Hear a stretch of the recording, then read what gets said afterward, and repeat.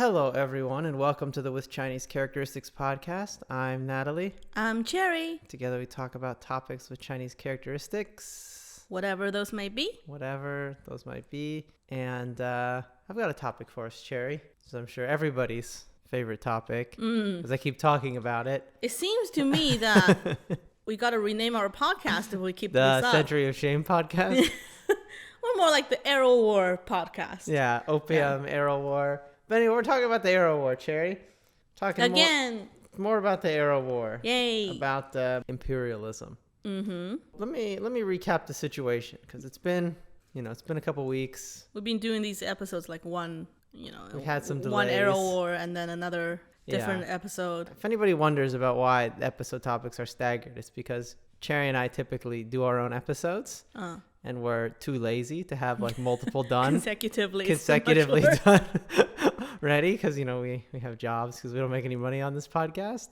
And so we do have we'll shill for money once we're popular, Cherry. That's how it works. I thought we are popular. I mean, to ourselves, like to our friends. No, we have more than our friends. But you, our dear listeners, can help us get to the point where we can then shill for money. Sure. So you should look but forward to that. We're not there yet. Now he thinks that we're not there yet. So, yet. Send this to a fellow history lover. It's like Facebook. You got to get big and then you make the money. You know? Okay.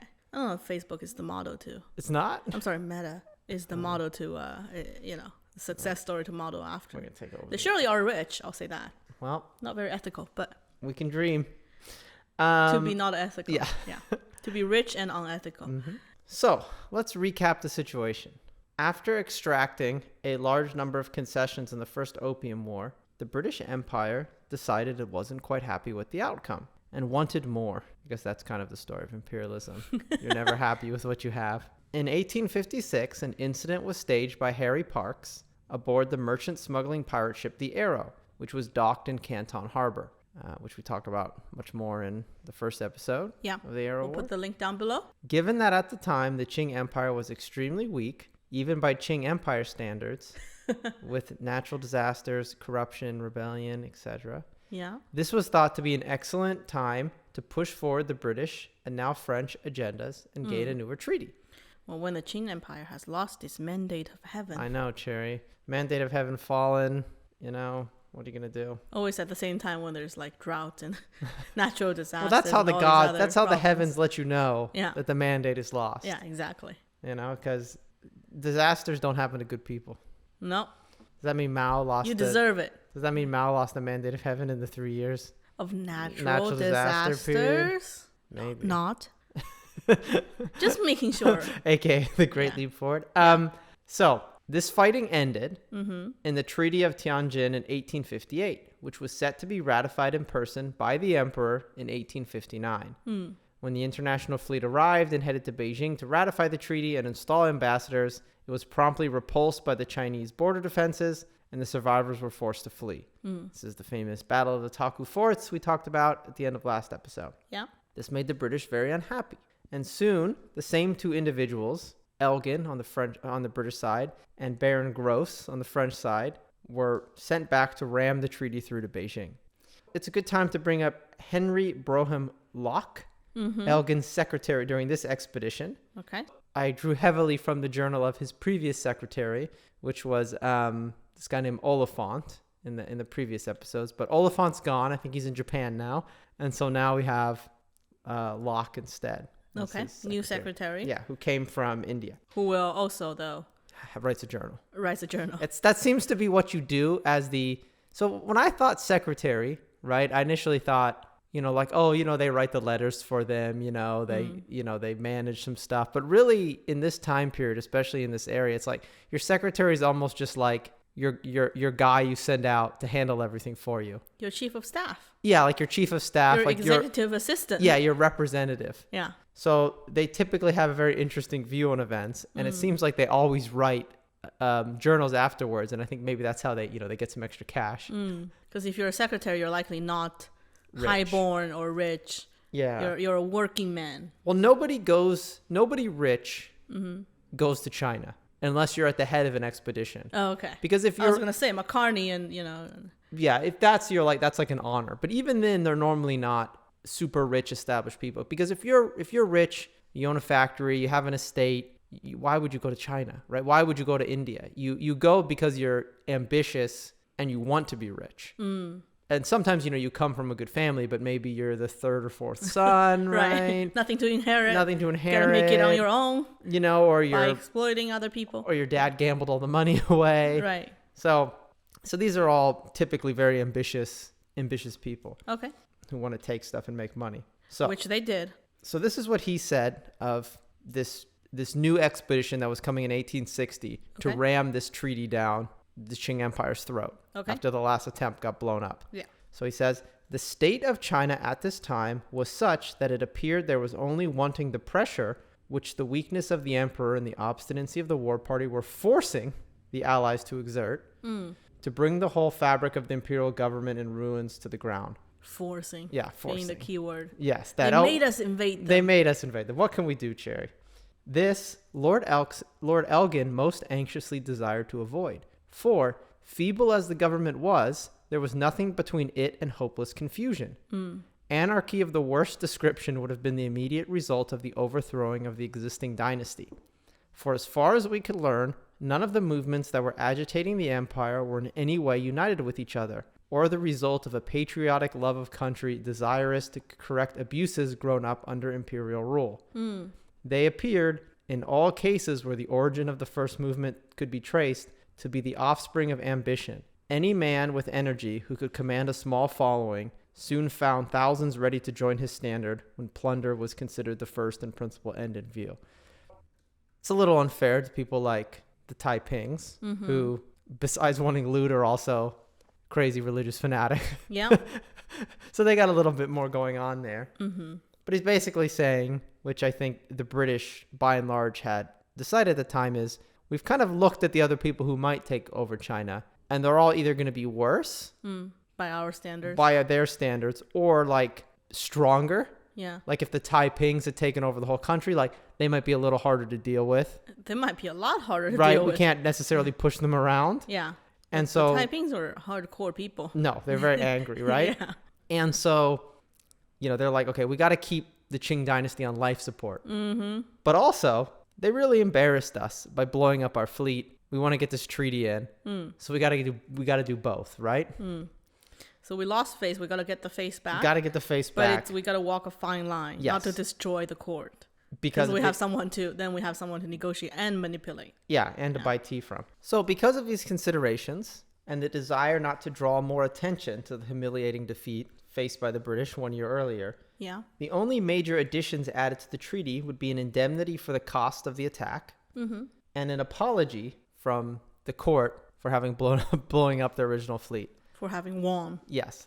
And a battle. For having won a battle. And it also tells you that the Treaty of Tianjin is very one-sided. Yeah. That they think, well, it's still good enough, right? Yeah. For example, it has stuff in there like it will eventually legalize opium, for example. Something which they didn't do in the actual Opium War. Right. Because they thought this is going to look too bad. But by this point, they just don't care anymore. Yeah. I mean, all of those treaties will... Yeah, one-sided. Yeah. So no one doubted it's going to be a war. So technically, they're going there and they're saying, we want an apology. We want this money. We want to sign the treaty. And they're technically willing to not fight the Qing government if the Qing government agrees to let in this new fleet and sign the treaty. But obviously, the Qing government says no. The Qing officials were adamant that almost every part of the treaty was okay, except for being signed by the emperor. As that would be a near fatal blow to imperial prestige. Right. The British and the French were not willing to compromise on this, though, so that war would be the result. So really, it comes down to just pride, essentially. Yeah, whether the emperor will bend the knee, or we can blame some low official. Yes. It's all about the face. Do you know who did compromise, though? Who? The Americans. After the official fleet was repulsed in 1859, the American ambassador, John Ward, just went on his own, got to Beijing, signed the treaty with a lower official, and, went home. So the Americans have their treaty. Not the rest, though. No, not the rest. I think the Russians have theirs, too, because the Russians have had an embassy in Beijing for centuries, I think, at this point. But it's under the old rules, where they have to wear Chinese clothing in the embassy, it's not quite the same as the British stomping in and putting their flag down, you know, and wearing suits and top hats. Yeah. So Henry Loch very much continues to poo-pah this thing and tries to justify in his account why the British couldn't just do that. And he's like, this is why they're never going to respect the Americans. They're like, this is why no one respects the Americans, you know, like, you know, we can't. America did fine after, you know. I know, but they're like, this is why we can't do that. You know, we can't have some lower official sign the treaty, you know. So, you know, I will say, especially like this one as an example. Yeah. You know, sometimes like when we did the Sun episode, they're like, the Chinese insisted that we go out the back door. Yeah. Even though we have regained Sun Yat-sen. Yeah. The revolutionary asset. And they're portraying Chinese as the only ones who care about the face. Yeah. But really, it's like facade needs to be kept up everywhere. Oh, yeah. In terms of power and keeping up the appearance that you're in control. China is not the only victim of face keeping for, you know. Oh, yeah. And they specifically lay that out, especially in the Opium War. Yeah. But like there'll be essentially like op-eds in papers in London, and they're like, well, if we let the Chinese, a non-white race, essentially talk back to us, then our Indian subjects or our whatever subject, many other subjects, they're gonna act up. Yeah. So we can't let any non-European power be rude to us. Yeah. So no, it's kind of, this whole thing is based on perception. Exactly. So, and I think it's fairly defensible. I get why the Qing Court is so adamant about it, because like, for better or for worse, I mean, having barbarians come in and make the emperor sit at a table and sign a treaty, like, that's looks pretty, very bad. That's pretty mandate of heaven lost territory. So yeah. It's hard to come back after that. Not that they did come back very well. No. Anyways, but they came back for a little bit, but you know. Yeah. So yeah, they think if we don't get the emperor to sign it, the Chinese are never going to treat us as equals. So because of this, it's no secret that the British and French are coming. The Qing Court knows, everybody knows. And Sengherichen, who's the Mongol who was behind the Taku Fort's defense. Okay. Not the general. He's the general. Oh, yeah, the general. Yeah, he's the general who was in charge of the first defense in 1859. Yeah, he wanted, yeah. Has fully manned the defenses to repulse any attack up the river. Okay. Towards Tianjin and Beijing. He's like, I did it once. Yeah. I could do it again. Easily. So the British and French don't do that, and instead land on the coast, planning to seize the forts by land and then march on to Beijing. And this is a much larger force this time. This is, maybe 10 times the size, 15 times the size. And it's actually, they're intending to fight. Right. Last time they kind of just thought, it was a diplomatic mission. Yeah. Yeah. Well, they also just thought, we'll just stroll in there. You know? Right. The town of Petang, near the coast, which is now apparently just a suburb of Tianjin, was taken over as a staging area to offload the large number of supplies and soldiers needed for the expedition. The forts nearby were abandoned, but filled with slow-burning explosives meant to detonate days later once they had been occupied by the expedition. However, Harry Parkes managed to convince a local man, possibly under duress, to show them where these bombs were buried. Okay. Now, often in history, we can forget something like occupying a town means, because it's just said like, oh, and then they occupied the town. However, Loch, though an apologist for much of this war, rather grimly lays out the details in this case. Overall, he seems to recognize the injustice of this whole proceeding a bit more than Oliphant, whose journal I used in the last episode, but he's also the one doing this. And essentially, he's the one part of this expedition that's occupying this town. But he also recorded what they did. Yes. While occupying the town. So let me, it's a bit long. Let me guess, mass murder? Well, it's sadder than that, I think. It's sadder than that? Yeah. So the result of the concentration of so many troops in the comparatively limited space enclosed within the walls of Petang necessitated the ejectment of many of the inhabitants from their houses. This was done as kindly as possible, yet with all the consideration that under the circumstances could be shown the unfortunate inmates. An immense amount of suffering was the result. So taking over their houses? Well, for the purpose of constructing the quays and wharfs, whole streets had to be pulled down. The people had nowhere to go, no money, and no food. Old women, who for years had never been outside their doors, suddenly found themselves without a roof to cover them and wandered tottering around in helpless misery. So, older women, it's northern China, so not necessarily they're all going to have like their feet bound, but it's Some of them might. Yes. And this is actually something that comes up in the Taiping Rebellion too, is that, if a town gets attacked or something and everybody flees, unless the daughters or sons are going to carry the mom away on their, well, I guess it has to be the sons because the women's feet are probably bound too, carry them away on their back, they just stay there and, get killed. They're not mobile. No, they're not mobile. Yeah. So they destroy their homes, not like they just move in and no, they move in on some over. And the other ones they take for raw materials. Them. Yeah. Wherever feasible, notice was given for the people to remove their goods and obtain some other shelter. But even when this was done, the poor people were seldom able to take advantage of the time allowed. For many, either from age or poverty or from having no other place where they could go, were unable to leave the town, while others preferred to destroy themselves and families sooner than expose their wives and daughters to the risk and danger of flight. I think this was probably not the wife and daughter's decisions, but... And remember... But you'd rather kill the woman than letting them be... Yeah. Lost their dignity, I guess. How they would put it. I think it's more like losing their dignity. Exactly. As the patriarch, how right? they would put it, yeah. Yeah. I mean, and remember at this time, right, there's no... I mean, there are sort of proto-banks, but it's not like you leave and then you go get some money out of the ATM. It's like all of your possessions are tied up in your house, in your physical property that you can carry on you. Yeah. And if the soldiers just come in and steal it all, what else can you do? Yeah. So this was the sad fate, and he writes this very passively, as if like we're all looking for the people who did. We're all wondering who did this, even though he's part of it. This was the sad fate of the family of the unfortunate man who, by the information he gave respecting the infernal machines, aka the guy who told them where the bombs were buried, right, had in all probability been the means of saving the lives of many of our men. The second day after the occupation of the town, Mr. Parks, surprised at his not having been to see him as he had promised, went to his house to ascertain the cause. On entering, we found the lower room full of broken furniture. Upstairs were 5 dead bodies, 1 man and 4 women, my God. 2 of them young girls. Okay. At last, after much inquiry, we learnt that he was in a neighboring house. We found him apparently dying. From his account, it appeared a party of French soldiers came to his house and used great violence.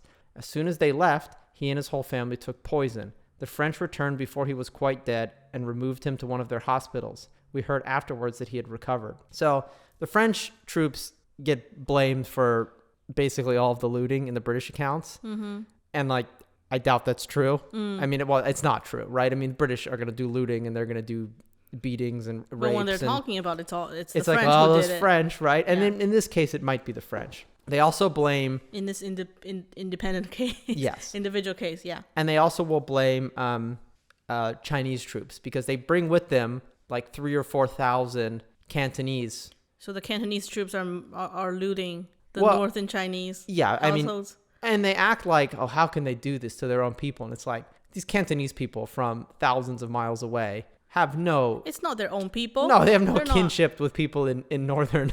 Yeah. in northern China near the imperial capital, right? They don't even speak the same language. But yeah, no, I get it that you're saying the British, or as described by him, is really very much standing on the moral high ground. Yeah, even though... Looking down, even though it's clearly not the case. No, it's not the case at all. So when we entered the town... On the morning of the 2nd, nearly all the shops were closed, but one old man kept his open, and welcoming a few of us who had entered early in the morning, gave us tea, a luxury impossible to describe after being nearly 24 hours without anything to drink. He too fell a victim, like many others, his kindness and confidence in our protection having proved of no avail.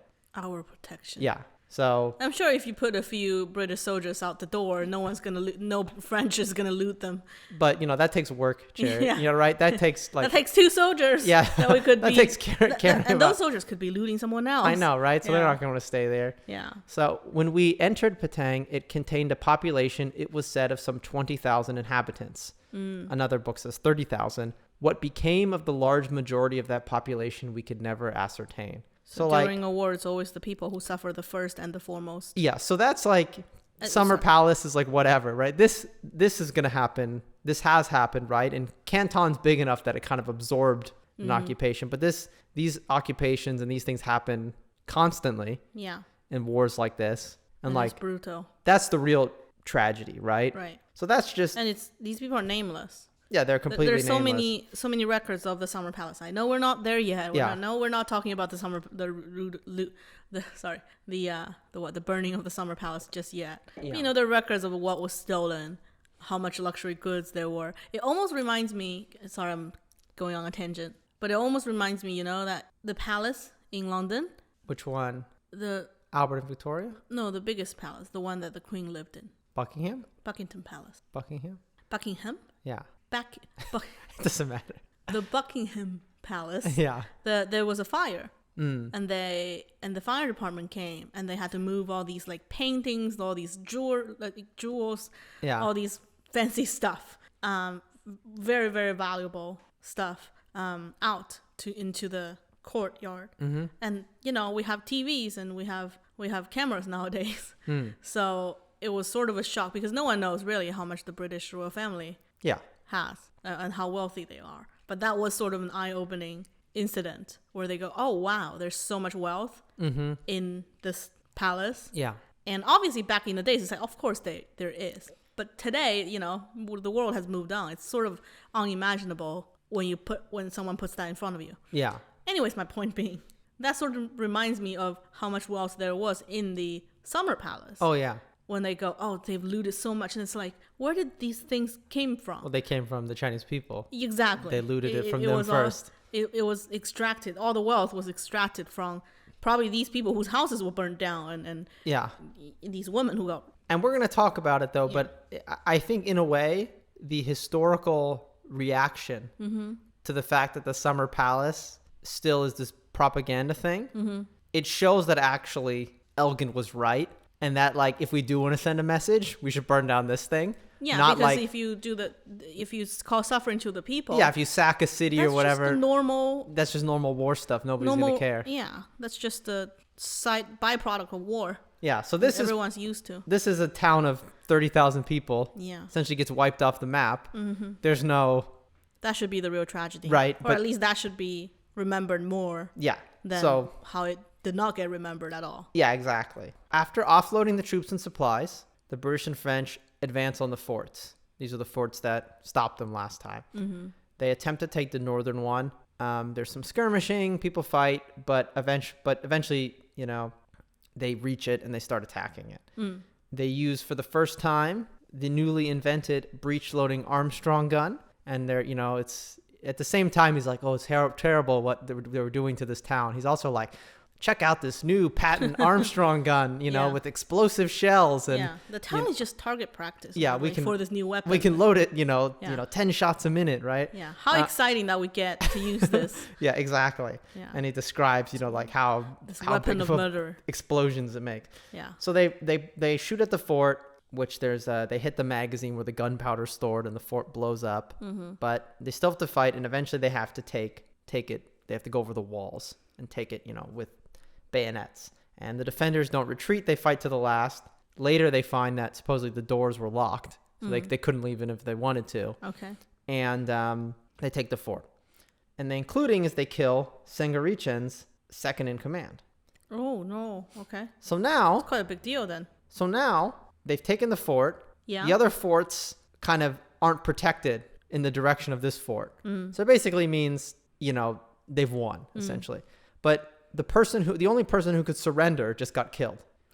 So now nobody at these other forts knows what to do. Right. Because, you know, we talk about modern sense, you have a chain of command. Yeah. I really feel like in Imperial China, you don't really you have a chain of command at the very top, but like the chain of command ends at like a person who's in charge of like 50,000 dudes. And then nobody below that like is allowed to then take responsibility. Right. It's like in our Judge D episode, if Judge D dies, there's no like assistant governor. He doesn't have a deputy. No, there's no like deputy governor, right? Either you send another one in or like you just don't have a governor for a while. There's not like... Which happens. Yeah. It's not like somebody else can just be like, oh, I'm going to sign it in his name. Like I'm the governor for a while. So nobody can surrender. Right.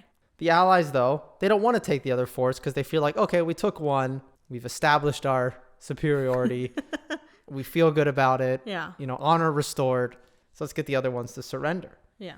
Park and Loch's. So Harry Parks and Loch, who's the secretary of Elgin, they go on a little adventure.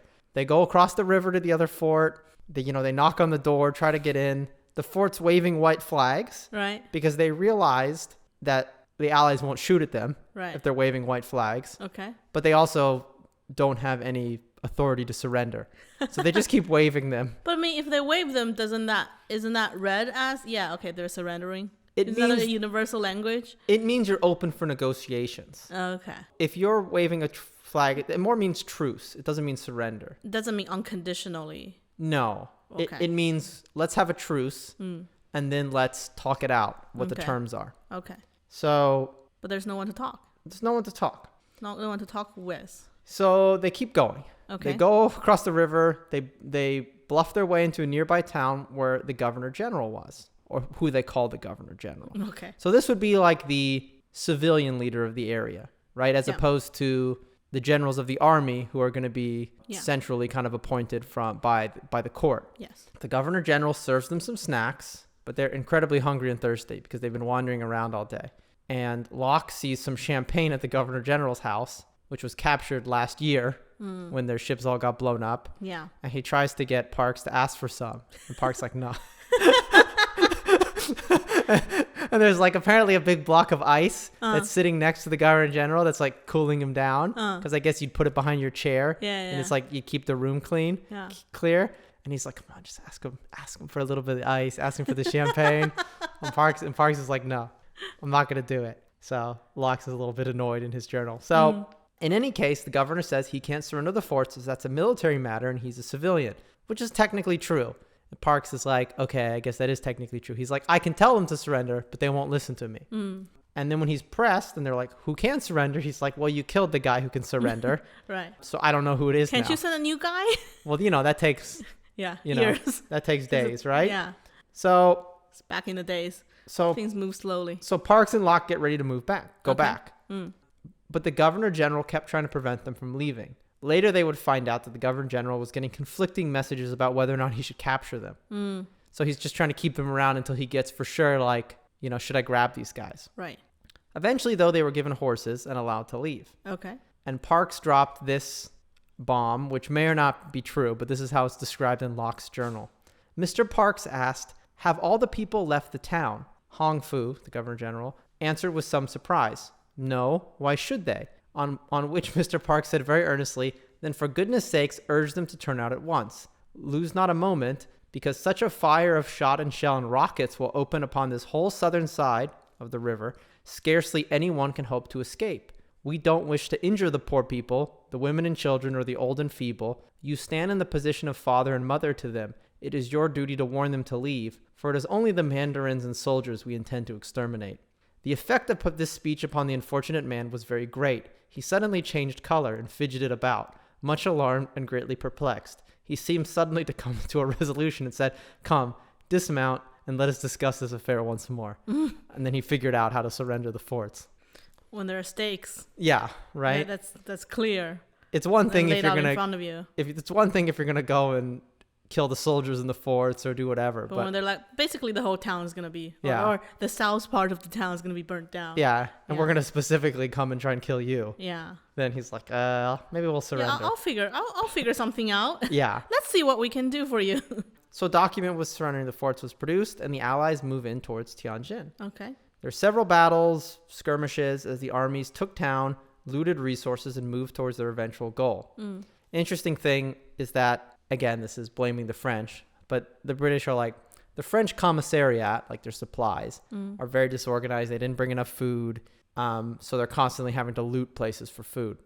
And apparently the British, more organized, but part of that is because they have all these troops from different regions of the world and different religions. And they have dietary requirements. And you can't just, So they had to be organized. Yeah, because you can't just like loot for food because it's like, if you have Muslim troops from India, they're not going to eat pork. They're not going to eat food that, has certain things in it, or, Sikhs or whatever, Hindus.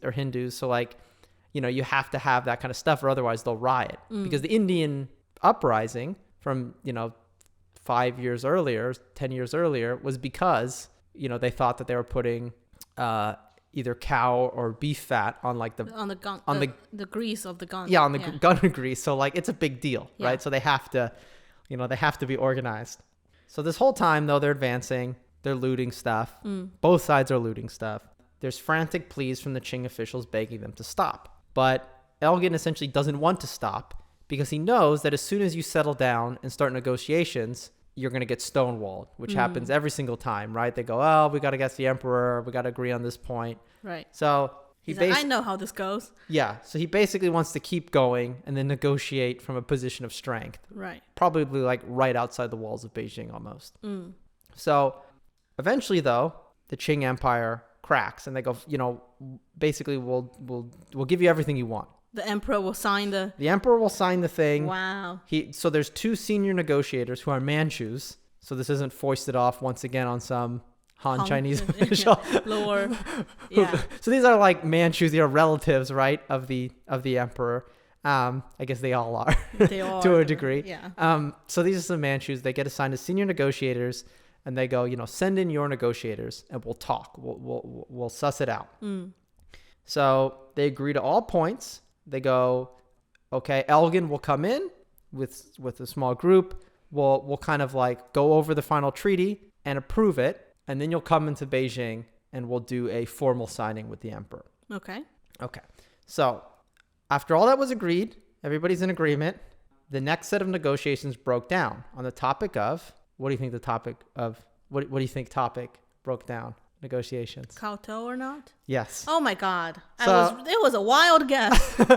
So the kowtow, the bow, the knocking of the head on the floor. Yeah. It's like, it's been a while ever since we're still.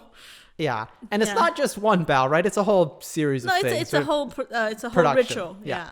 So the Manchu advisors, Zion and Muyin, were desperate that Harry Parkes agree that Elgin would perform the ceremony, even in a brief and perfunctory manner. They're like, you can be in the corner of the room. You don't have to be facing him. You don't have to be facing him? What, you face the wall? Yeah. And they're just like, and they've been going back and forth to the emperor in the Summer Palace. Okay. Who's essentially like a drug and sex addict. He's the Zhongfeng emperor. Okay. He's spending all of his time with Cixi right now. Right. And he's like, and they know if they can't go back and tell him that they're going to do this, he's going to lose it. Right. And so, yeah. So Harry Parkes, believing that doing so would squander all the British gains and show them inferior in the eyes of the court. Yeah. Probably true. Refused. All these typical arguments of the kowtow were brought up. Yeah, you've heard them before. Again, McCartney expedition, Amherst expedition. So it's like, here we go again. Yeah. Yeah. And the British, more than ever, viewing a representative of Her Majesty Queen Victoria as the equal, really the superior, of the Zhongfeng Emperor, would not budge, despite the frantic pleas of Muyin and Zayun. Yeah. So, essentially, then at a certain point, the Emperor says, okay, this is what you do. Or, supposedly the Emperor, but this is, Sangarishan was involved, where they go like, okay, say we're going to do it. Then when Elgin comes in to sign the treaty, just capture him. And then we're going to execute him in Beijing.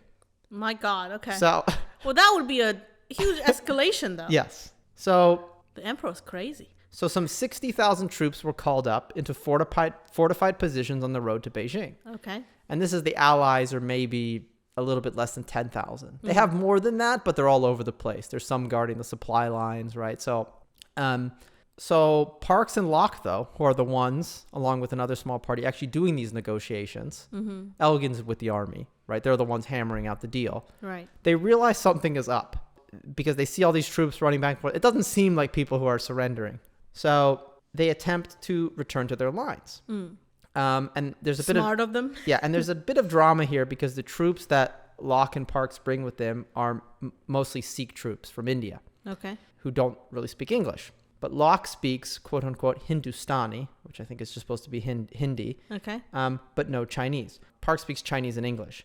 So they have to do multi-layer. They have to do multi-layer, right? Translation work here. Yes. Yeah. And the funny thing is, to me, though, is it's like, it does show you in a way how, I mean, obviously the British Empire is an empire, but in certain ways it is very integrated. And that, they have this war going on in China And like, for example, like almost all their cavalry is from India, right? It's all like, I don't even know if 50% of the army is actually British, right? So many people are foreigners. Right. So at one point, Loch is gone. Parks realizes something is up, and he tries to tell everybody, oh, we got to get ready. We got to leave.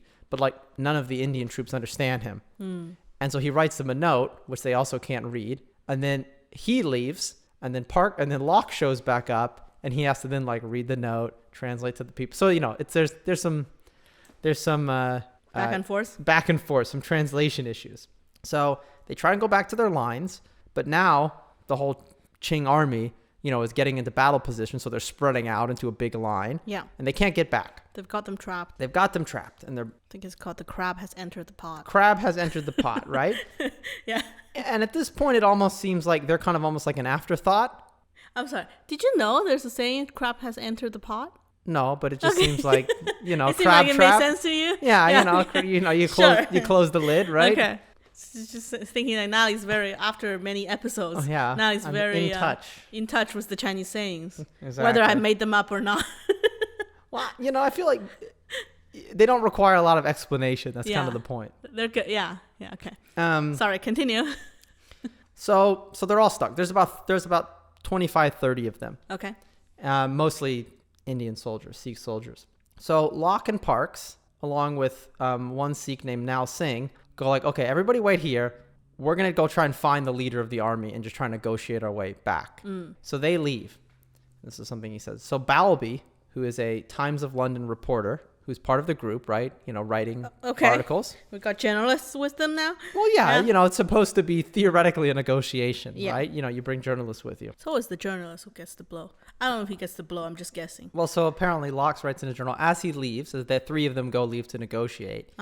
He says, Balby, about a horse length's distance, looked exhausted and anxious, and was drawing his revolver from its case. He had often expressed a wish to see how the Chinese could really fight. And as I passed him, I said, I think, Balby, you'll soon have your wish fulfilled. Oh. And spoiler, Balby's not going to make it. So that's a pretty mean thing to put. I know. To put in the journal. Yeah. In the journal of like, well, he asked for it. So. He got what he wanted. Yeah. Yeah. But but it's a different time. So maybe it's just saying he was very brave, But Loch and Park's negotiations failed, where essentially they just laughed. They just laughed at them. Yeah. Took them prisoner. So this is from. Would you negotiate a crab that's already in the pot? No. Right when they're in a position of weakness. Yeah. So this is from Autumn in the Heavenly Kingdom by Stephen R. Platt. On the afternoon of September 18th, Sengarinchun's forces took Harry Parks hostage, along with 25 other foreigners who had crossed the lines with him, including Elgin's secretary, Henry Loch, the one-man French mission scientifique, who's like a French researcher, right? Okay. The Times reporter Thomas Balby, 3 British officers, and 19 Sikh cavalrymen. So as we talked about, though, there are scientific people on this as well, because none of these people have ever been in this part of northern China, right? Yeah. Maybe you'll see a cool bird, who knows? Mm-hmm. So they're captured. Loch's, Parks, and Nal Singh are tied up with leather cords, which are periodically wetted with water so they will shrink around the ankles and feet and cut into the skin. Oh, my God. They're beaten a bit and kicked around in the dirt, and their personal valuables are stolen. Okay. And they're taken for an initial interrogation. So at this point, they have no idea what happened to the rest of the people, right? Because they're separate. The examination continued so long, this is from the journal, the examination continued so long and was so tedious that Parks at last whispered to me, I must bring it to an end. I am going to pretend to faint. And, and immediately fell over against me. We were then removed. Oh my God. So apparently it works sometimes, Cherry. They just kept asking him the same things. Yeah. This is like the faking a heart attack. Yeah. He's just like, I'm just gonna, They're beaten a bit more. Okay. They didn't like it when Loch didn't respond to their questions because he didn't speak Chinese. They thought he was lying. Right. And then he secretly did know Chinese. Eventually, though, it seems they're going to be killed. Yeah. So Parks told me that if my hands were lifted high behind my back and they heard me out, my head would probably be cut off in one of the outer courts. Lifting up the arms when the wrists are bound behind throws the head forward so that one stroke of the sword can easily sever it from the body. So thanks for letting me know that, Parks. It's good to know. We'll look out for when anyone puts us into that position. Exactly. We'll know we're about to be beheaded. By the imperial executioners. So yeah. Parks and Loch say their goodbyes and are separated. But at the last moment, a mandarin rushes in, and they are instead thrown into a cart and transported to the Board of Punishments in Beijing. Okay. The literal Board of Punishments, where, the big prison. Yeah. Nal Singh, the Sikh, is there as well. Okay. And Loch advises him to eat whatever food he is served. Sikhs have dietary requirements for their religion in order to keep his strength up. As we approach the gate, numbers of women from carts and chairs were gazing curiously at us. Obviously, this is a big propaganda victory for the... Look, we capture these. We capture these scraggly... foreign invaders. Scraggly barbarians and put them in a cage. They don't look so scary after all, do they? No, exactly. Not after we've beaten them and tortured them. So these women are gazing curiously at them. Okay. We had been long silent. Suddenly, I heard Park say, "How beautiful." I asked him what. He said, "That woman." Thinking the beauty must be great indeed, that it could stoke his attention in this exhausted state. Yeah. I got my head up to the edge of the cart and saw the most lovely face. If a face can be lovely, devoid of all feeling and expression. So Parks has a time to be horny, even in these trying times. Men always have time to be horny. Right. So it can't be that bad for them. So they're separated. There's never too little time to objectify women. Yeah, to ogle. Yeah. To ogle the Chinese beauties, apparently. Yeah. So they're separated at the board, with Loch going into essentially what's like Gen Pop. Okay. He gets put in the regular prison with all of the regular Chinese prisoners. Okay. And I think there's a bunch of these places at the board, but it's basically like a barn with 50 or so people in it who are like chained up to a wooden beam. Yeah. And then during the daytime, they like let them out a little bit. Fortunately, he had one more ring that had not been stolen, and the jailer sees it, loosens his bonds, like the leather cords and stuff, and then massages his hands until the swelling goes down to get the ring out. Yeah. And he says, if that hadn't happened, I think I would have either died or lost the hand.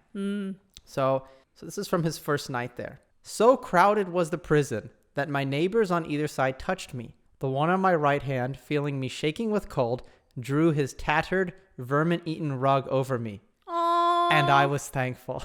Aww. So Loch bonding with Gen Pop Chinese prison. Yeah. And so from the accounts, he thinks like, maybe I shouldn't feel fondness for these people because they're probably all murderers. And I think actually they're probably not. The murderers and stuff you just kill. He's a murderer. Well, yeah, he is a murderer. But those people they just kill. Right. From what little he learns of Chinese, he kind of has a crash course in the prison. He makes friends. Yeah. Gets a tattoo. Yeah. No, he doesn't get a tattoo. But I think that this is mostly where they hold people who they want to pay fines. Because then it's kind of like you're trying to get their family to pay you more money. Right. And then you let them out. Okay. I mean, typically in the Chinese justice system at the time, you don't imprison people long term for a crime. You either kill them or you beat them or whatever else. Right. This is too much money. Yeah, right. Why would you waste money? House and feed them. Yeah, but unless you're trying to get more cash out of their families. But anyway. So these are not the worst of the worst criminals, likely. No. They're not murderers or... And so Loch spends about 2 weeks in this prison. On his first morning, and this is it's like he's seen movies about prison. He's like, you got to make a statement your first morning. He writes in his journal. So there was like some bench that some people were sitting on. And he's like, and I made them move off the bench. And then I sat down, and then I let them come back. He's like, you got to express dominance in the prison. So oh my God. Loch is, yeah. Loch is, he understands the prison dynamics. How to survive in prison 101. Yeah. Loch is like, I have read that book. Yeah. Yeah. It seems though, so overall he seems to make friends with everybody. Okay. It seems that the guards may have told the other prisoners. He's not sure. Because he's like, they seemed a little too nice to me. He thinks that maybe the guards told the prisoners to make sure he didn't die. Because... He could be useful. He could be useful, right? Yeah. And, so they kind of look out for him because maybe they think they'll be punished if he dies. He learned some Chinese at the end, but it's a pretty miserable experience for him. The discipline of the prison was in itself not very strict. And had it not been for the starvation, the pain arising from the cramped position in which the chains and ropes retain the arms and legs, with the heavy drag of the iron collar on the bones of the spine, and the creeping vermin that infested every place, together with the occasional beatings and tortures which the prisoners were from time to time taken away for a few hours to endure, returning with bleeding legs and bodies, and so weak as to be scarce able to crawl, there was no very great hardship to be endured. He just listed many different hardships. I know, but he's being very Victorian, Cherry. Okay. He's being very stiff upper lip. He's like, besides all these horrible things that are done to the prisoners, tortures and miserable conditions that are worse than anywhere on earth, it's not so bad. You know, he's a little Victorian humor there, Cherry. Yeah, so he's in there. He learns some Chinese. Okay. He does some sketches for the guards. What do you mean sketches for the guards? Like he draws their pictures and stuff. Okay. You know, does a little art. Sure. He says at first he's on the millet diet, and then later he gets moved to rice. Wow. And he's like, upgrade. And sometimes he's like, sometimes with the morning rice, you get a little cabbage in it. Wow. And he's like, you know, that's really something to be excited. That's very nice, yeah. So it's something to be excited about. Improvement of my quality of life in prison. Exactly. Yeah. So eventually, though, he gets let out. Okay. Because they want Parks to write a letter to Elgin saying that, you know, to call off the attack, to go home. And Parks is like, sure, I'll write the letter saying go home. Elgin's not going to listen to it. Yeah. But I'll write a letter saying, we're fine, everything's great, go home.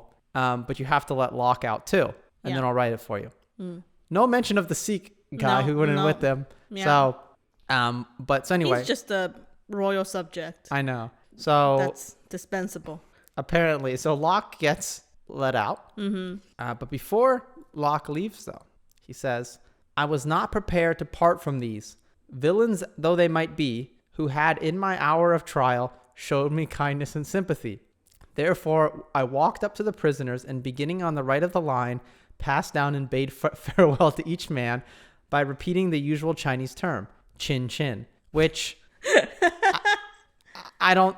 Not a usual Chinese term. I think surprise, it's... So surprise. I looked it up in Wikipedia. Okay. It's a Cantonese term, or it's a English version of a Cantonese term. Okay. And, you know, like, these are going to be people in northern China. They're not going to speak Cantonese. If you said chin chin to me, I would not know anything. No, exactly. About it. Yeah. And so like, what? So Loch doesn't know very much about China. Right. He thinks it's all one people. So all these prisoners are probably just like, yeah, okay, you know, like, sure whatever.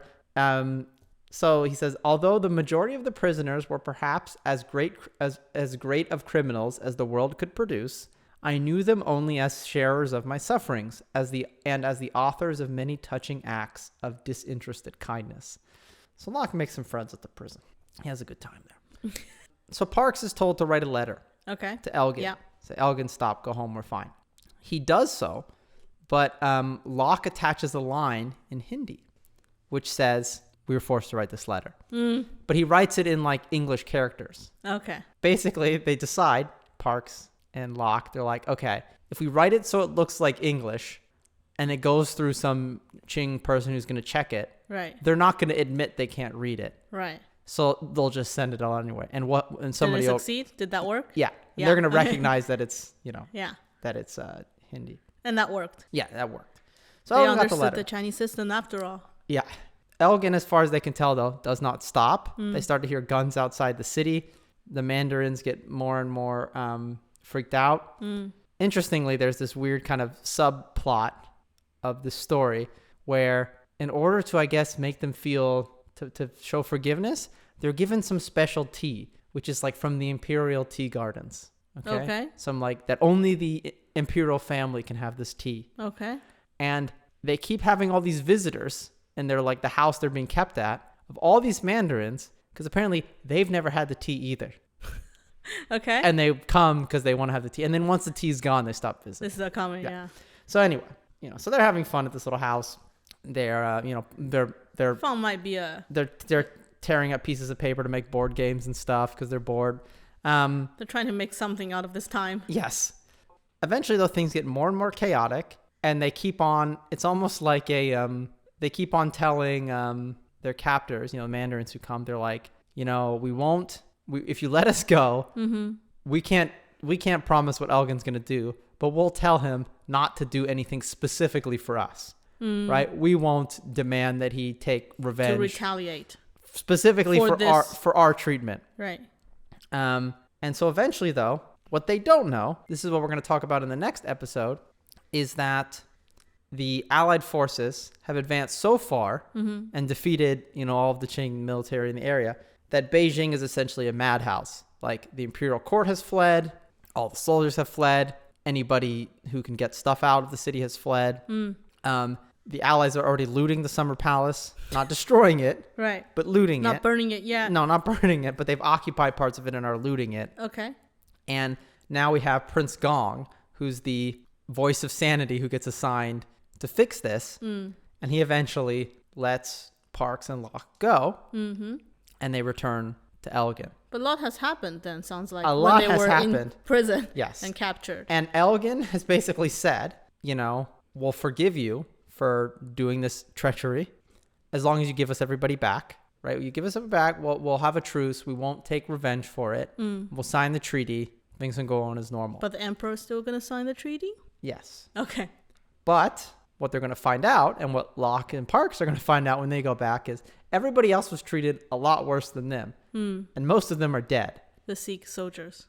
Well, no, even the British too. Oh, the British. Okay. Yeah, actually, more of the Sikhs survived, I think, than the British. Huh. So, but like, Balby's dead. All these British officers that went there are dead.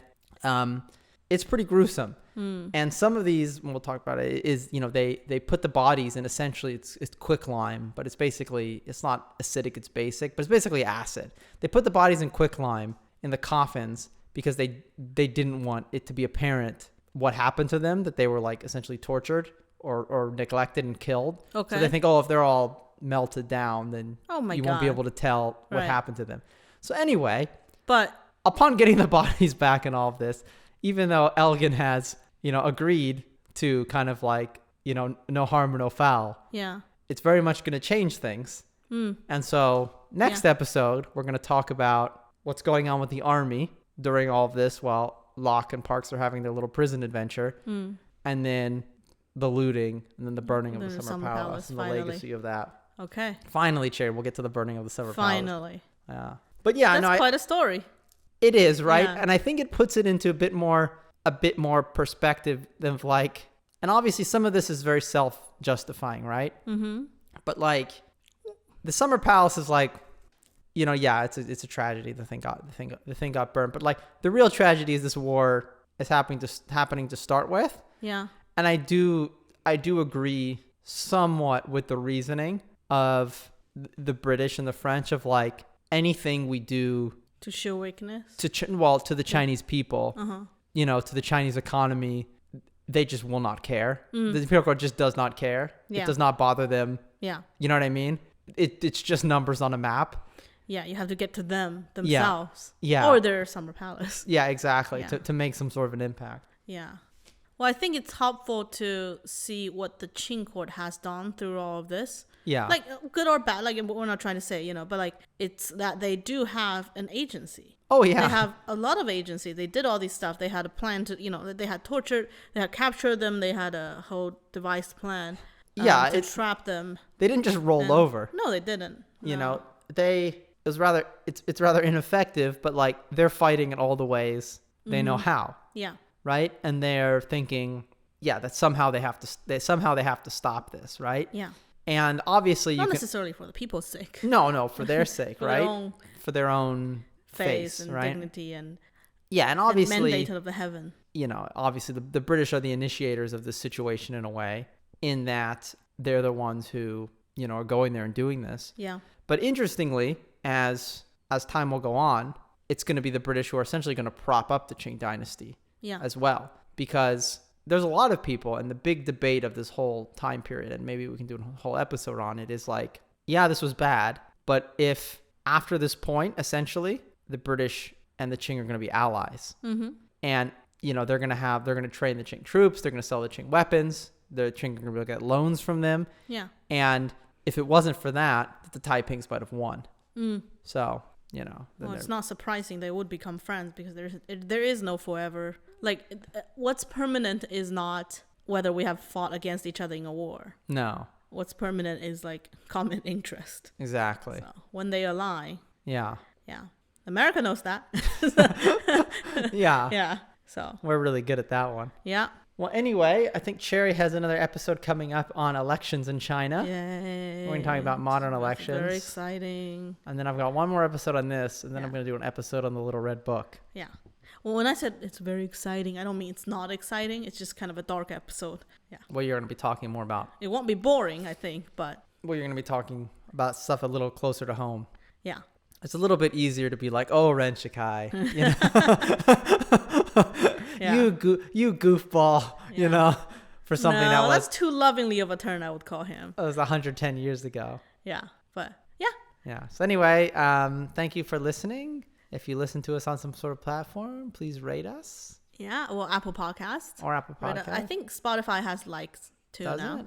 And, write to us at contact only if at withchinesecharacteristics.com. Only if you like it, or I'm open to all. Respectfully disagree. Yeah. To all critical, what do you call it? Constructive criticism. If you send me something mean, I won't read it. We're also on Twitter. So, find us at With Chinese Characteristics. Just on every platform. Yeah. We'll see you next time. Thank you for listening. Bye.